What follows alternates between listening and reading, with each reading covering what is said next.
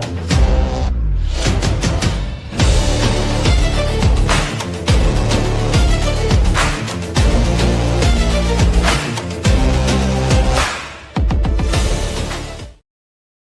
sports fans, this is Robert with WTP Sports Dudes here live for a Tuesday night edition of Across the Board. We're talking NFL trades. We're talking NCAA basketball regular season coming to an end, some NBA news and more. Welcome to the show tonight with us. I got my man Mossberg of Level Up Sports 10 in the building with me tonight. How you feeling, Mossberg? Feeling pretty good. It's a Tuesday evening. Normally, I'm at the plantation, but it feels good to not be in a plantation. And I think I found my purpose. I didn't tell you before we got on stream, man. I've been doing a lot of reading, in my text, talking to the guys a lot. And, over this weekend, I really think I found my purpose in a lot of ways moving forward. And part of it is what we do, for sure, and just moving forward and just grasping so many things that I didn't know I had as a potential to be successful. And I've been doing that, as you see, through some of my posts and reels and things on Instagram and Facebook. So I appreciate you for actually unlocking that potential that I actually didn't know that was in me. So I appreciate you as well. Yeah, bro, you're welcome. You're welcome. A lot of times, man, we don't really know what we got, what hidden talents we got deep down inside us until somebody else sort of activates it for us. And I'm glad I could be a help to activate that talent within you, because you have a whole lot of talent and skills, bro. That was just another one that was just waiting to surface, and I'm glad that we have it on display now, and you've been putting it out there on Facebook, Twitter, and Instagram, and also here with us live at on our YouTube channels. So I appreciate you for that. Let's get into some of the discussion. We know that David Montgomery has been traded to the Texans. What's your thoughts? Will the Texans probably draft a younger running back this year to pair with Montgomery?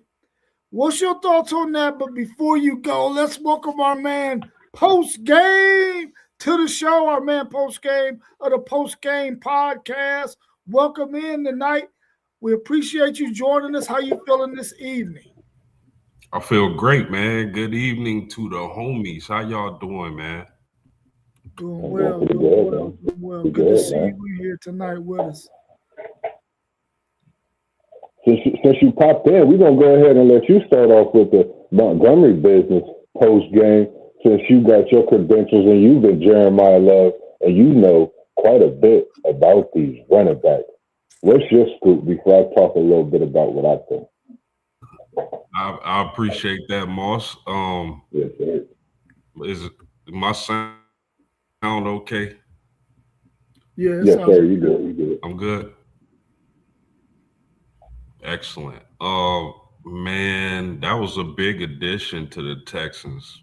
And with them adding David Montgomery, I don't think they'll be drafting the running back, because you got to think they do still have Woody Marks on the roster and they like him a lot. And you add him with Montgomery and they like a Wale. So to me, it feels like the Texans made that play so they wouldn't have to burn a draft pick on a running back. They can work on that offensive line potentially. So this only tells me that the Texans want to play great defense. They know what type of defense they have, and they want to run the ball and probably want to do a better job of protecting their quarterback. So I don't think they'll be drafting a young running back. Maybe in the later rounds they take a shot on a guy, but unless you trading up to get Mr. Love, they're not drafting a running back in the first round. Yeah, I totally agree.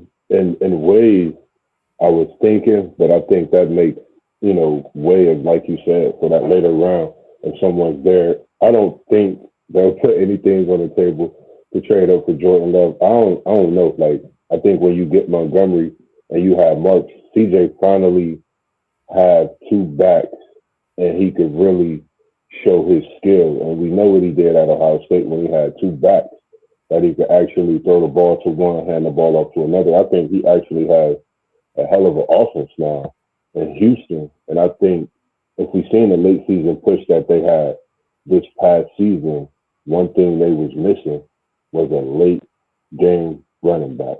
Woody Marks couldn't take on the load throughout the season. So I think having this addition makes them that much more of a threat in the AFC. And if you think about it, they really one of those teams that have now two backs, and you could really feature one or the other and not go wrong. You don't have that with a lot of teams in the AFC.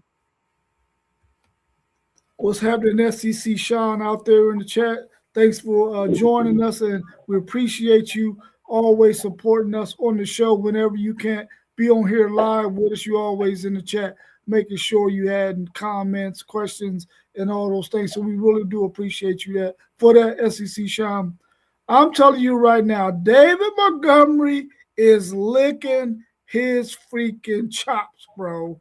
He's saying to himself, what Joe Mixon was able to do 2 years ago before he got hurt that season, he was balling out. I'm going to get a chance to be back there with a all-pro quarterback who is going to open up rushing lanes for me because teams are going to have to respect his pass game. If that offensive line get together, I can see Montgomery being one of the top 10 rushing running backs in the NFL next season if he stays healthy. He probably feels like, listen, Detroit was underusing me this year because of Gibbs and the fact that Gibbs is so dynamic. He was happy to get, I'm quite sure he's happy to have gotten out of Detroit to get to go to Houston, where he's probably going to be the featured back, a guy who is good in pass pro. He can block. I know he is ecstatic about this move, and I think the fact that they brought in David Montgomery, they probably will not pick a running back in the early rounds. They might look to a guy in the later rounds, 5, 6, 7, to see if maybe they could get another piece. They could probably put on special teams in the beginning and eventually work that guy in at the running back position if one of their running backs go down and they got a third guy that they need to have in that backfield. But I'm telling you now, he is probably ecstatic and excited at the fact that he gets to go to the Houston Texans because they're going to feed him the rock. They're going to feed him the rock. And we know how dynamic he is once you get in the red zone. That guy can move the pile. That guy inside the 5-yard line especially, he can get in that end zone. That's for sure. This Houston team returns everyone, if I'm not mistaken, at the receiver position. And I think when you add a Montgomery, I'm going to say if he's healthy, he's top 5 in rushing, and he might be top 3 all-purpose. I think he's that good, that electrifying. I think he's going to be in a position, well, not be in a position. I think he puts himself in a position. He goes to get that workout over the summer, have this excellent offseason to condition his body to where he could be durable throughout a season stretch. You know, to where those carries to Woody Marks is not just through an injury. It's Woody Marks respectively earning his, carries as we've seen what he did last year. So I definitely think this is a good move for the Houston Texans. Watch out. Because we've seen what C.J. Stroud did late in the season with this Houston Texans team when they came on, and we know how strong their defense is. So I think they're a scary team. Again, as nobody talked about them, they came on strong. Yeah, for sure. Our man SEC Sean said it's a big night for Aggies athletics tonight. That's why he's not able to join the show. Please keep us posted on what's going on in Aggie land so that way we could say something about it for you, SEC Sean. We appreciate you for giving us the update on that. Our next question out there is NFL teams have started releasing some veteran players. How much of an impact does the NFL Combine results have on veterans being released by their NFL teams? Mm. Special thoughts, Perry. I think it's a big deal. I think you mentioned that last week, if I'm not mistaken, about the possibility of that to look into with the way the speed of these combines are, the way these freakish athletes we're starting to see. I think they work ethic. You know, these young kids coming in, they want to play. You know, they working hard, they putting it out there, and I think it's something to be aware of. They definitely got to, put their work in. It's not about your name anymore. You definitely got to put that work in on Sunday. And if you're not doing what you're supposed to do, your job is in jeopardy. That's just what this combine might have did. It opened up a new book of something that we have to look at all over again.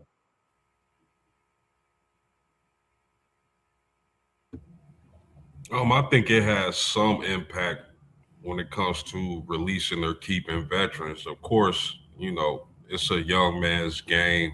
I I think by the time the uh the combines roll around, I think NFL teams already have an idea about who they're going to release and who they're going to keep. So, but I mean, definitely, you know, for I think it's on the individual basis. You know what I mean?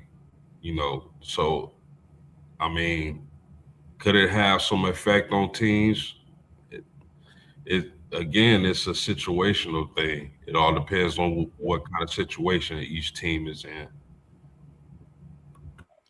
Yeah, I mean, I think it has some impact on what you're going to do when you with your veteran players in terms of releasing them or not. But most of these NFL teams, they have some of the best scouting departments you could ever imagine any sports program having. So they already know from the film what kind of guys that are out there, what they can do.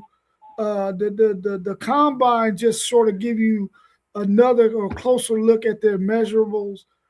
I think it has some impact, but not a whole lot because the film is what they really go by anyway. In my opinion, if you like a guy or not, it's based on what his production on the football field. But of course, it has some because you thinking of a guy who you might want to get in maybe in the later rounds in the third or fourth, and he might go into the combine and have some amazing numbers, and you might decide, hey man, we might need to get this guy in the second round because we know this team, and this team needs a player in that position, so we might need to make a move on him a little bit earlier than normal, especially if we got an aging player on our team that probably is going to demand a high contract, and we can probably get from under that and save some cap space and get a younger guy who has some really, really good measurables at the combine. Slightly, I believe it does, but I don't think it has a whole lot of effect on veterans being released. I like you mentioned that. I think that's where I'm really thinking too is the fact that the money thing, money issue. Paying a younger player over playing a veteran and releasing that player to where they do get signed by somebody else. I think that's really where I'm thinking mostly where it has that effect too. I think, as well it might have something down the road, but for now I'm thinking with the money for sure. Aggie fans out there, our man SEC Sean, one of our WTP affiliates from the SEC Sean podcast, is saying the baseball team for the Aggies won today 11-1 over Incarnate Word, and the basketball team is up on Kentucky 45-33 at the end of the first half. They went out on a 27-3 run on those Kentucky Wildcats. Thanks for that update, SEC Sean. Please keep giving us some more and more about your Aggies athletics tonight. As we go to the next question, the speed of the players at the combine over the past 3 years have increased. If that continues, will we see teams releasing veteran players a few years sooner or will veteran experience hold serve?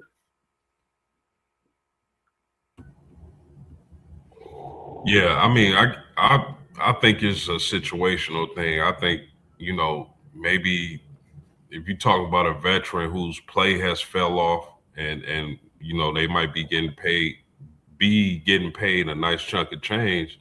Yeah, I can see that scenario where you finding that replacement, you draft them and you release the veteran a little sooner because you know how expensive they're gonna be and their play has dropped off. So definitely, and again, it'll be situational. I agree. I think that's what I'm looking at, like overall situational. But I mean, man, having a big contract, I think that's definitely going to happen. I think sooner than later, seeing a veteran with a big contract, because it's definitely some players out there I think capable of coming in and playing better than some veterans right now at key positions with big contracts. Just my opinion. Yeah, I think the speed and this athleticism and the size of some of these guys is probably going to have some kind of impact on that, especially when you got, like y'all said earlier, veteran players who are not as productive as they have been, maybe over the last few years. And then when you start looking at contracts, maybe that can have an effect on it too. But man, some of these guys, man, I'm telling you, if they have the intelligence and the understanding of the game, coupled with that speed, coupled with that athleticism, they could definitely force some of these NFL owners and some of these GMs' hand to go after some of these younger players, as opposed to keeping a veteran guy who might cost a little bit more money, especially when you can get a guy on a 3, 4 year contract coming in where we know he's making not nearly as much as a veteran player will be making if that veteran player is still producing a little bit. So I think it has some impact, but maybe not as great as we might see in the upcoming years. Because, like we said earlier, the football is one of those sports where we know the NFL player's career isn't that long. It's probably 3 to a 5 year span. A lot of guys play more than that, but not many. So it could possibly have an impact at some point in the years to come. Like I think about the fact of like a big contract, like I just said about players just playing currently. No disrespect to Kyler Murray, he's getting the big bag still. If Arizona's on a clock at a certain position and they need a QB, Ty Simpson, it looked like like things like that. I think about the upside of a quarterback like Ty Simpson and the decrease in a quarterback like Kyler Murray. Would you want to put him in Arizona with a weapon like Marvin? You think of a lot of things like that. So I think it's very possible. I think the way Styles, Reese, Love, I mean, you could go all through players that ran this 40 and just performed in its combine within itself and say they could go play Sunday and replace a lot of these big money players right now. That's, like I said, that's just my opinion, but I just think that's it's going to come to. Yeah, before we switch over to the NBA post game, what's your thoughts on Kyler Murray and the whole Arizona situation? Um, do you think that they should be going in a different direction, or do you? Because I've heard there's rumors out there that maybe um, that wide receiver from Ohio State might be disgruntled and want to get out of there if Kyler Murray is going to be their quarterback. What's your thoughts on that whole situation with Kyler Murray and those Cardinals? Yeah, I just think it's time for Kyler Murray to move on. I think it would be beneficial for him in his career, and I think it'd be beneficial for the Arizona Cardinals as an organization because they want to keep Marv Jr. on that roster for sure. Um, I think I don't think Jacoby Brissett played bad last season. I know he's not all world, but I would at least give him another season and look to find my quarterback of the future, in the later rounds of this draft or next year's draft. So, I mean, I just think it's time for Kyler Murray to move on. Yeah, I think this is one of those situations where we've seen it many times where a franchise has kept a guy a little bit too long. The writing was on the wall several years ago where they probably should have looked to part ways with him. And when you look at some of the quarterback changes over the last 3, 4 years, they could have possibly landed one of those guys who has been moving all around and possibly had some much more productive football seasons with a different quarterback other than Kyler Murray. So I think the writing has been on the wall for quite a few years now, and they probably should have done something back then. But now they definitely need to do something. I like Kyler Murray as a football player coming out of college, but at this point in his career, he can still make some money in the NFL as a backup, and he should probably not rule that out, and if you still want to make some money in the NFL. No, this is something that I just thought about this, talking about this. The Cardinals got the fourth pick. Titans got the fourth pick. I'm not sure what pick the Cardinals got, but the Titans got the fourth pick. They got the third. Do they need it? Like, are they needs at QB? Well, I mean, if this draft was different, if this draft was next year's draft and they had the third pick, they would probably definitely get a quarterback. But since this one isn't that high with quarterbacks, I don't think they'll pull the trigger at 3 on a quarterback. Maybe if Mendoza fall to him, maybe. Thinking would they move up and trade for the? I don't know, but you never know with this NFL. I mean, as good as I felt, Kyler Murray is, I mean, it's just that time in his career where Arizona have to make that next move. I just don't think, with a player like Marvin Harrison, his, level of talent we know, I think he definitely has to have a quarterback to get him going. I don't think it's going to be much. Yeah, let's turn our attentions to the NBA. Is Con Knippel your rookie of the year in the NBA so far, or his former Duke teammate Cooper Flag? That's a really good question. Oh man, I don't really know how you separate them. I guess neither one of these teams is going anywhere or winning anything this season. Their statistics are pretty close. I think Cooper Flag averages one more rebound, one more assist, a half more assist, probably 1.1 more points. It's really close. So the one thing that I'm going to use to separate them, and I'm going to go with Con Knippel because he has more 3-pointers his rookie season than Damian Lillard hit, than Steph Curry, than Ray Allen, Klay Thompson, James Harden, Reggie Miller. Those are some like all-time players. And, if I had to find something to separate those two, because I believe it's close, it's just the fact that he's hit more threes than those guys. So I'm going to go Con Knippel just for that. Man, I'm piggybacking. I'm going Con Knippel, and I'm going to call Con Knippel Con the kneecap. Because I'm going to call him a sniper. 44% shooting beyond the arc. He's actually shooting better in every statistical category over Cooper Flag. And if you think about when they played at Duke together, Con Knippel pushed Duke through that tournament. We know how good Cooper Flag is. If you go look at Con Nipple and watch his performance throughout Duke's ACC tournament and March Madness, you could really nab him as an MVP.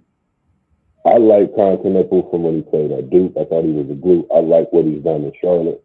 Amongst having a LaMelo Ball, you got Miller. They have quite a young nucleus, but he's came in. He's made a name for himself. He's averaging 19.3 and 48.9% field goal, almost 50%, 87.8 in the free throw line. And like I said, 44.3. That's pretty dangerous. And he actually has more points than Superfly this season by almost 60, 70 points, even though he's played 11 more games. Yeah, I'm going Con Nipple as well, simply because y'all already said how similar their stats are. But the simple fact that when both of these guys came into the league, if any of us had to say who we think would be the rookie of the year, I think everybody, the consensus probably would have been Cooper Flag over Con Nipple. But the fact that Con Nipple has come into the NBA, has been balling out. We knew he was really good at Duke, but I don't know if any of us expected him to ball at the level that he's playing right now. We knew Cooper Flag was going to come in once he learned the game, the speed of the game. He was going to be able to do what he do. But Con Nipple doing it seems a little bit different for me. So I would go with Con Nipple for the simple fact that, you know, he just didn't seem like he was going to be the guy who would be in the running for Rookie of the Year, even though we knew he was going to be a good player in the NBA. I didn't think he would have this kind of impact for the Charlotte Hornets. So I'm going to go with Con Nipple as well. And, you know, one thing I think I'm not going to say a lot of people don't know. If you know, you know. I'm going to say that. Con Nipple got IQ. When you pair it with a player like LaMelo Ball, it's like all you have to do is find your spot. You go excel at doing what you do best. LaMelo Ball, I got a buddy of mine who chimes in sometimes, Josh. He told me LaMelo Ball was going to be what he is today when he came in as a rookie before he got to the NBA. He said he was going to be this. So when you have a LaMelo Ball, Con Nipple, then you have the Miller, then you have the Bridges, you never know what they're building over there in Charlotte. And I think it's special to watch this team develop, mature, and who knows, they could be a team to make a turnaround, even though we're talking basketball like the Panthers did on the football side next season. I'm going to put that in the air. Con Nipple get Rookie of the Year. Charlotte gets to the playoffs next season. It would be awesome if Charlotte could land them a veteran player to go along with those two guys, man. A veteran player who isn't, I hate to call these guys divas, man, because they play really, really hard, man. But sometimes you just seem like some of them veteran guys, they can go to a team like Charlotte and they don't be putting it all on the line like they would if they were on a team that they felt was a championship caliber team. But I would like to see them get a really good veteran player to go and play with Con Nipple and LaMelo Ball, man. I would love to see that and see Charlotte get up. Is Charlotte willing to spend the bank on that too? And, you know, would they pull the trigger on getting a veteran guy? And would a veteran guy even want to go to Charlotte? It's a really, really nice city. I just think that their market is just a little bit below what most of those big time veteran players will want to go and play at. But the city is awesome. They would probably like the city. For sure. Who's the scariest team in the NBA in a 7-game series that no one is talking about? Oh, that nobody is talking about. That's a tough one.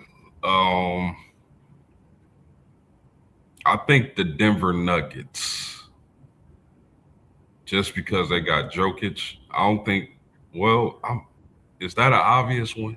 Y'all think that's an obvious one? No, Nah, not to me. That's not an obvious one. Okay. nah, nobody been talking about him. I like it. It seems like all of their players that they're going to need to compete in the playoffs or is normally banged up all the time. So if the Denver Nuggets can be healthy in the playoffs and have all their key players surrounded by Jokic, I think they could do some damage in the West. But the key thing for them to me is going to be their health. Do they got those key players in the mix when playoff time comes? And if that's the case, they'll be a very scary out. They're sitting at that 5 seed. I don't think Minnesota wants that matchup first round. You know, I really haven't watched much of Houston, but I had to watch my boy. I've been watching him since high school. When he go back home, man, I've been watching KD. I'm gonna go with the Houston Rockets. I really haven't been seeing a lot of people really talk about these Rockets. Um, I think in the 7 game series they're scary. If you think about Kevin Durant when he played with Golden State in Toronto, tore his Achilles. To watch him doing what he's doing, I don't know. Like it's to me, it's basketball at its finest. I love watching when KD on the floor what he do. I think this Houston team, as they get better, and like you said, post about Denver being healthy, I think they as scary as any team in the West because the possibilities is just uncanny. Yeah, I'm going to go with a healthy Joel Embiid and the Philadelphia 76ers, man. I think the East is a conference that anybody probably 1 through 6 or 7 or 8 could possibly have the pieces to make a run in the 7 game series. But Joel Embiid healthy, paired up with the team that they have, these guys have been able to play and win some games without him being in the lineup or be close in some games without him in the lineup throughout this whole entire season. That I think the way those guys are playing, if they can continue to play that way with their healthy Joel Embiid, the 76ers could be a tough out, man, in the 7 game series. Yeah, I could be I talking agree. like a homer, though. I could be sounding like a homer. Nah, I I hope that's agree. true, what I'm saying. I like it. I think they're dangerous. Is they could imagine if Philly had if Joel Embiid was actually healthy for 60 games, just say 60 straight games. I feel Philly could possibly be the number 1 team in the NBA. I just think that's how good. I know we all feel and know how good Joel Embiid is. That just shows 60 games. I think they could possibly be the number 1 team, especially the way Edge Cone is playing. You know what Maxey brings to the table, and just say it, injury free. Yeah, Paul George. I mean, all these different things because Paul George was getting 16, 17 a game before he got a suspension. So this Philly team, I like that thought. With a healthy Embiid, they could definitely be a team to watch and a tough team for anybody in the 7 game series. I like it. Yeah. What's your thoughts on will OKC in the West and Detroit in the East finish as the number 1 seeds of their conferences? And what team could push for that position?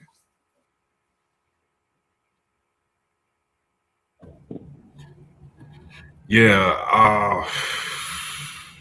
I think I think Detroit has the best chance to finish first in their conference. I think they have the better chance because San Antonio is only 3 games behind, and I think they can make a push for that 1 seed. You know, but I think Detroit is closer to being a lock for the one. OKC can be the one, but man, San Antonio is playing really good ball, and I wouldn't quite count them out. I would feel better saying that Detroit is going to finish as the 1 seed. It's it's tough enough winning back-to-back championships in today's day and age. The first question with OKC this season was would they get the record. I said no. I'm going to say no to OKC being the top team in the West. I think, like you said about San Antonio, 3 games. San Antonio, we know they can streak for 10 or 15 games and go on a nice run. We know who they have when it comes to Wimbo. So I say Detroit has the best chance. The Detroit team, I think they just went through a tough little, roughy week coming out of All-Star break. People, having that target on their back. But I think going through what they've been through, just coming out of All-Star break, I think prepares them for the rest of the season, push for even more in this last couple of weeks of the season, for much more. They got aspirations of an NBA title. So when you think about Detroit and OKC, I actually take Detroit over OKC in a 7-game series. People will say I'm crazy, but I would. I don't know what it is about Cade Cunningham. I like that kid and the way they really rally around him. Jalen Durant, people say what they say, but when you got a player on your team, you know that's going to protect you. That makes you move different as a unit. So that's something to look out for too. Yeah, I think Detroit has the better chance as well, simply because the East. I don't think the teams in the East are as roster stacked as some of the teams are in the West. So it's going to be a tougher challenge for OKC to finish with that number 1 seed. I think they got anywhere from 20 to 22, 23 games left in the regular season. And as postgame said, San Antonio is only 3 games back. They can get hot and make a run. And we've seen that OKC has been a little bit vulnerable here and there during the season. So I definitely think Detroit has the better chance, being that they have a 5-game lead over, I think, Boston might be the team behind them. So I can definitely see Detroit being that team that will finish with the number 1 seed over OKC in the West. But I mean, they both could do it though, for sure. Let's turn our attentions to the NCAA men's and women's basketball. The regular season is coming to an end. How much can the last week, this week right that we're in now, have on tournament seedings? Do you think it's going to have any impact? You want to take this one, Moss? Major impact. I think it'll have a lot of impact. You can go from, on a men's side, you could be a 1 seed and go to a 3 seed in the tournament. It's not a 4 seed. You've had teams that been at a 4 seed and they have the possibility to go up to a 1 overall seed. So on the men's side, I think it's going to get hectic. Women's side, I think there might be a few changes, but I don't know. I think we're gonna be in for a surprise with the women for some reason. I think this last week, I think it's gonna show a lot of hunger with some of the teams that's been playing on the women's side, and I know that they've been getting healthy during this back push. So I think that'll propel some of those teams on the women's side, especially a team like a Notre Dame, who won a post slot. I've been watching that Notre Dame women's team. They've been doing their thing, and I think they can make a run in this tournament. So I don't know. I think it's a lot to be said, but I think it can happen for sure. A lot of freedom.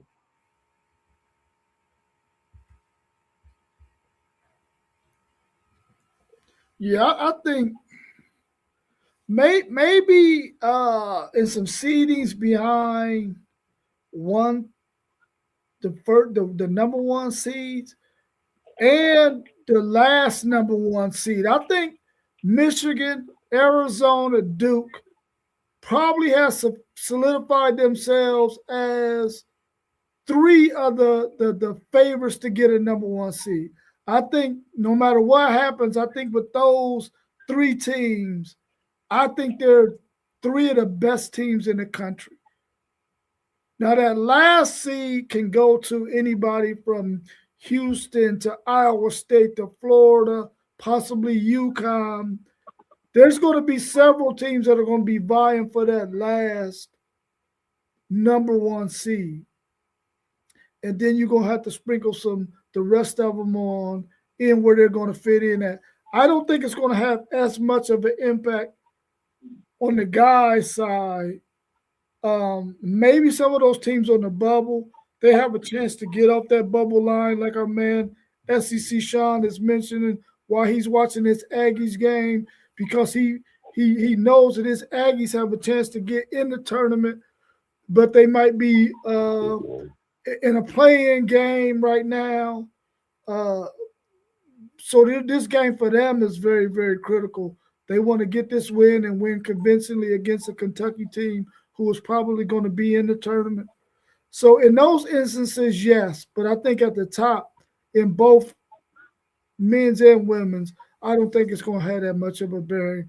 I think the top 4 number one seeds is probably pretty much solidified in both of them. Maybe except for that last spot on the men's side. Yeah, I agree, man. I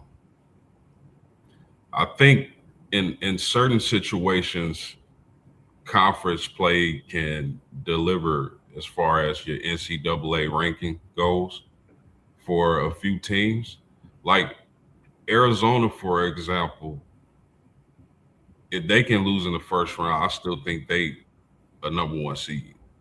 You know, they got the most quad one wins. So I think no matter what a team like Arizona or Duke, or similar to what you said, Rob, all the top 4 teams. Now the top 4 team to look out for is UConn, because if Florida wins their conference championship and UConn loses their Big East, tournament championship, I think Florida in that instance would jump UConn for that 4th seed. So, it could change a little bit, not a lot, but there's certain scenarios where it's definitely worth monitoring. Yeah, that's for sure, for sure. Is Duke the men's favorite in y'all's opinion? I think they one of them, but again, if you asking me, I've been telling Moss since the first game of the regular season. I told him, listen, I like this Arizona team. Yeah. And I said that from the jump, because when I saw what they was working with, I didn't think anybody in the nation had what they had. Now it's close with Duke and Michigan and maybe another team or two, but my personal favorite is definitely Arizona. I'll take them healthy any day. I think Duke has went up to my favorite just in the last few weeks since the Michigan game. But after, like I said, you know how it goes for me. When I see a week or a weekend of basketball, things can change, thoughts change. So Duke is a favorite.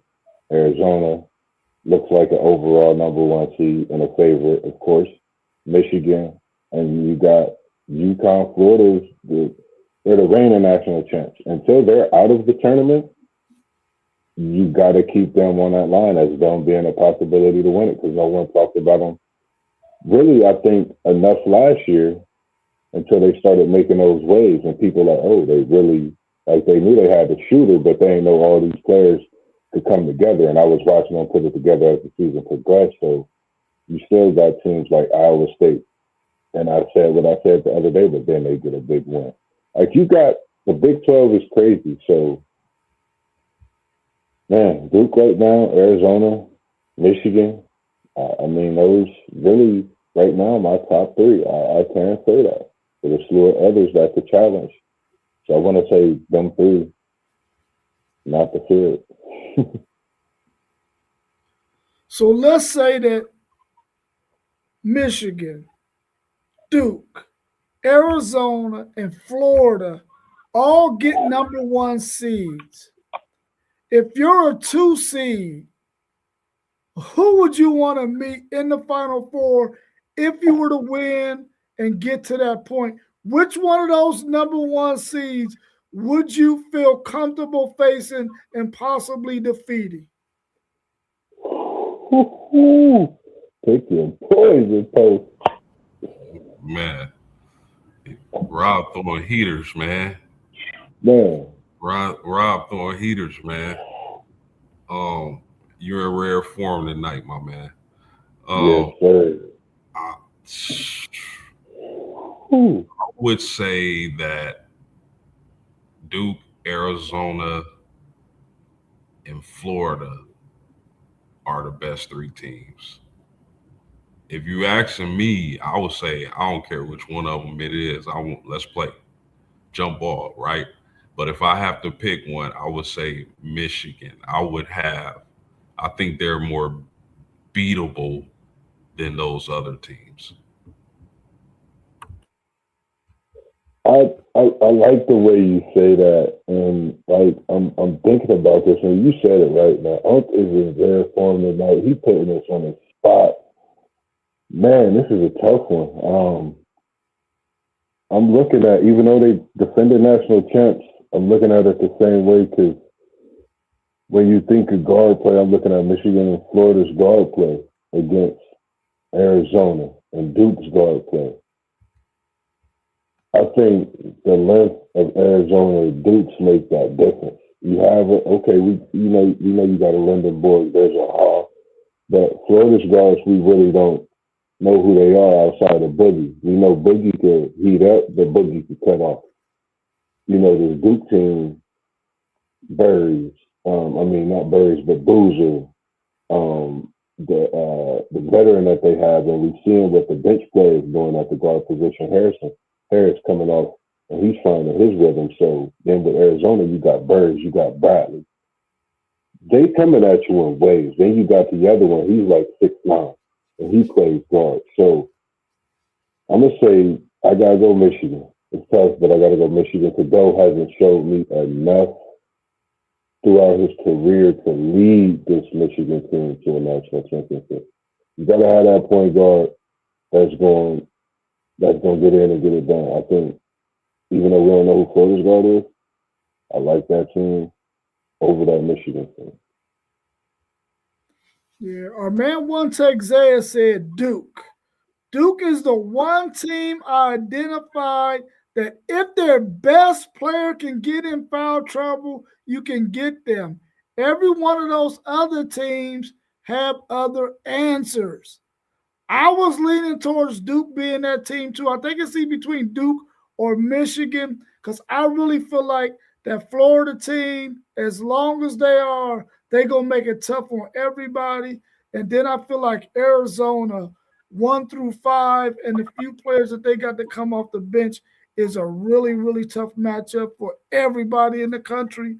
So I would go with Duke because I do feel like if Boozer can be contained at any period of time in the game, because Duke has had some times in the game where they are not knocking down shots. Their defensive intensity has picked up.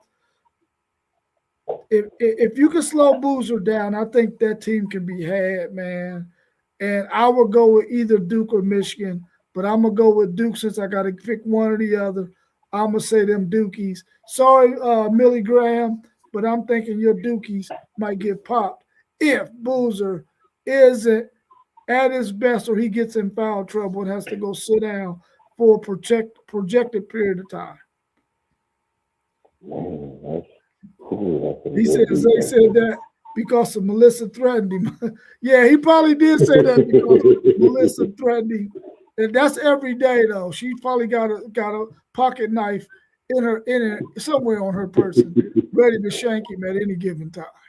It's good. Well, Jake, that is good to see you in the building, man. Last question we got on the docket, unless we get any more questions in the chat, is on the women's side in college basketball. Can anyone get UConn's women a run for their title? Can anybody pop UConn? It'll be the only time I see UConn losing is if they just have their worst game for some reason. This is highly unlikely.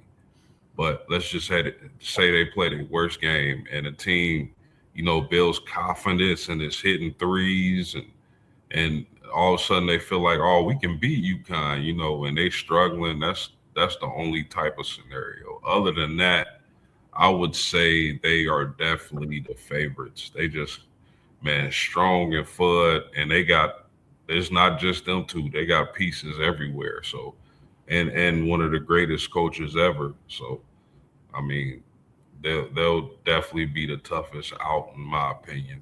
I mean, but stranger things have happened if they, like I said, struggle and they run into the right team. But outside of that, man, I can't really see it. Yeah. I would say strong third is Gino's Ariana. That's just the way to look at it. This team looks like a dynasty that we used to seeing out of UConn, and for Gino to have this team, not talked about as they were during the dynasty days, but to be back on that prowl, winning again the way they are. We know what they did for consecutive years before in record fashion performance, and we could go on and on about the list of greats that they have, but I just don't think I don't know. It's tough. You got to be on your best game to beat the UConn women's basketball team. I don't know what other way to say it. You have to be on your best game. That means staying out of foul trouble, not turning the ball over, moving the ball around, using that 24-second shot clock. You got to ace that test, and you got to go above and beyond, as Buzz Lightyear did. That's just my thought. Yeah, man. One take Zed said, I think South Carolina, UCLA, and Iowa State can give them some good rec, but they are definitely the favorites. Our man SEC Sean said, it would take a perfect game for someone, and UConn plays their worst in order for them not to win this game. One take Zay also said LSU could possibly give them a run too. I've watched several of these really, really good teams. And man, I'm telling you right now, I don't see nobody who UConn would really, literally have to wet the bed, bro. They would have to have one of the worst games ever.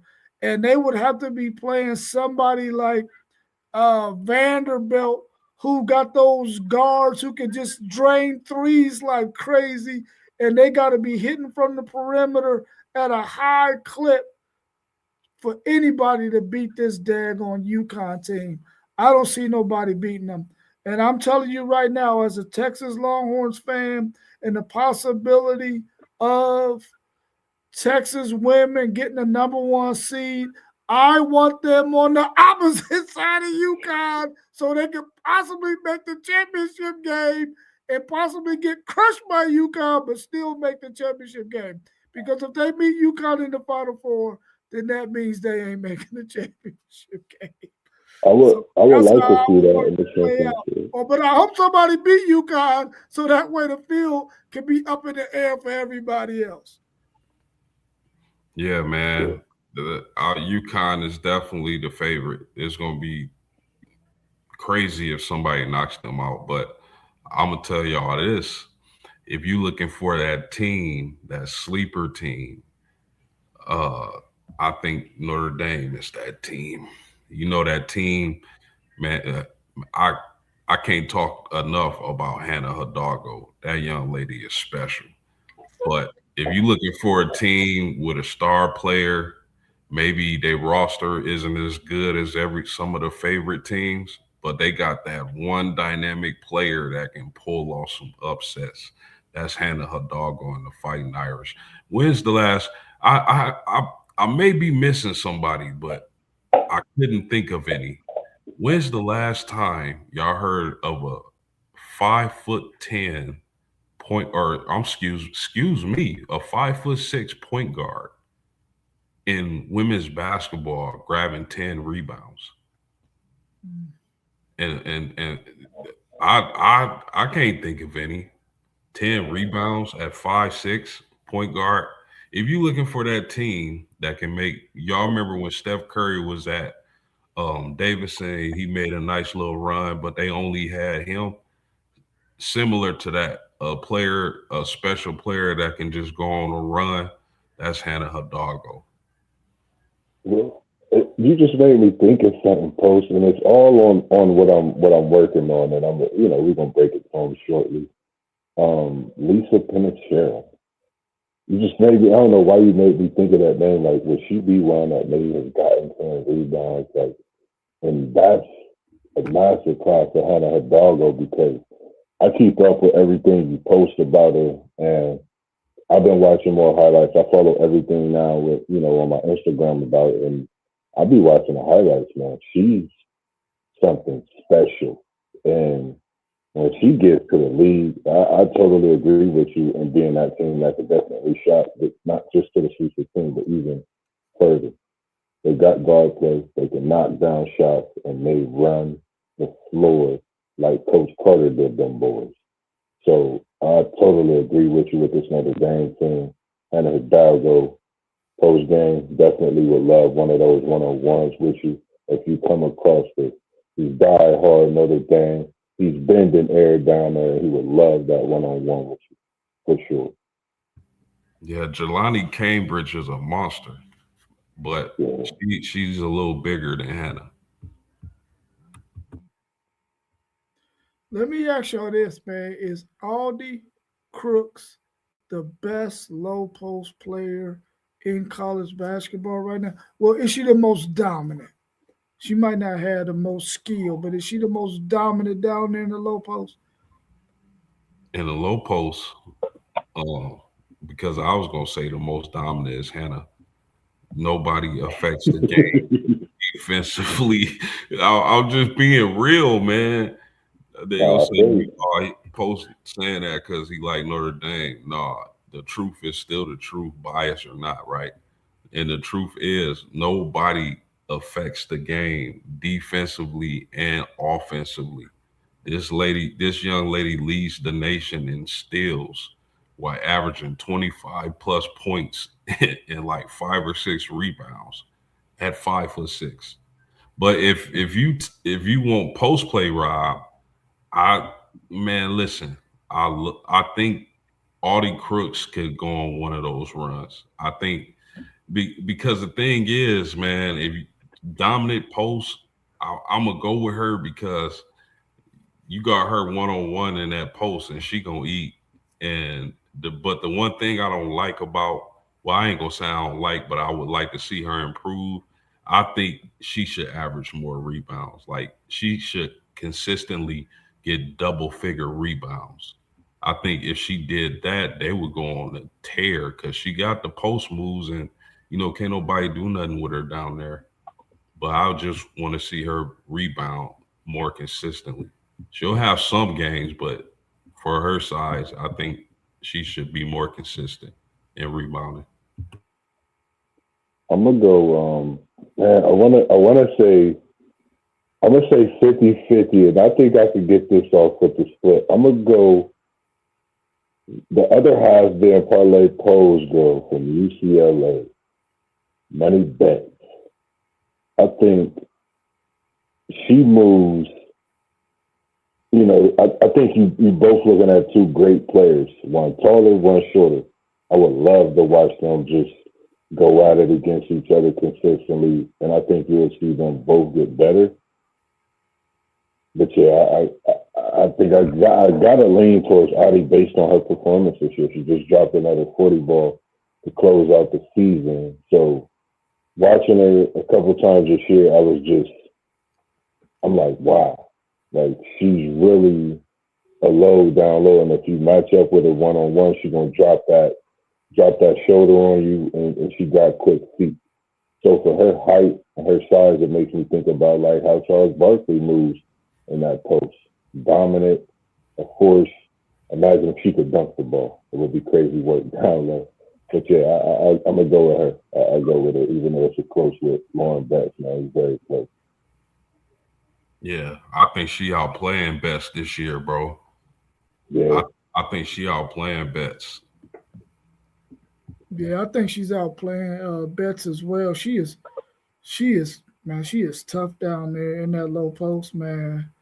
I really would like to see them figure out a way they can get her on uh, a weight loss regimen where she can drop some of that weight.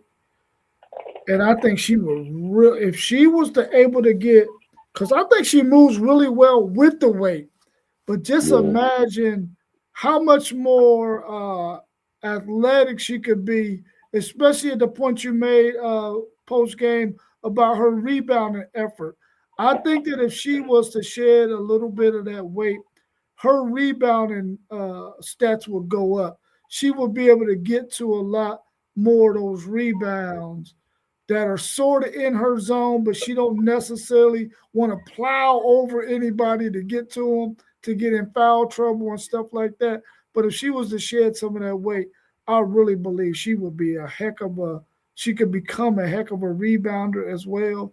Because I think her low post moves and her frame has allowed her to be able to dominate down there in the low post. But I would like to see her lose some of that weight and then be a little bit more swift on her feet, especially when it comes to getting some of those offensive rebounds and defensive rebounds for her team. Yeah, she don't play very much defense. You're right about that, one take. I think that's probably because of the weight issues as well. She's just not defensively. She don't move as well. She's more of a well, they can play zone in college, so that doesn't. What my point was going to be irrelevant. So, yeah, I would like to see her lose some of that weight, but I think she's the most dominant this year anyway down there in the low post. Yeah, UCLA has one take that they have not lost since they lost to Texas early in the season, and Texas just caught them at the right time because they've been playing some unbelievable basketball. Talking about the UCLA Bruins, some amazing basketball. Yeah, definitely. Anything else y'all want to talk about before we wrap up? We're right past 1 hour. We're at 1 hour and 2 minutes. Anything else y'all want to talk about before we wrap up? Not that I know of. I would say, man, everybody always be looking forward to it. I'm gonna let you know right now. Breaking news post tomorrow. Women Wednesdays, hosted by your boy Mossberg. We coming to you with a load of talk on the women's side, man. I gotta give you women your credit, man. It's due. You've been doing your thing in the sports world.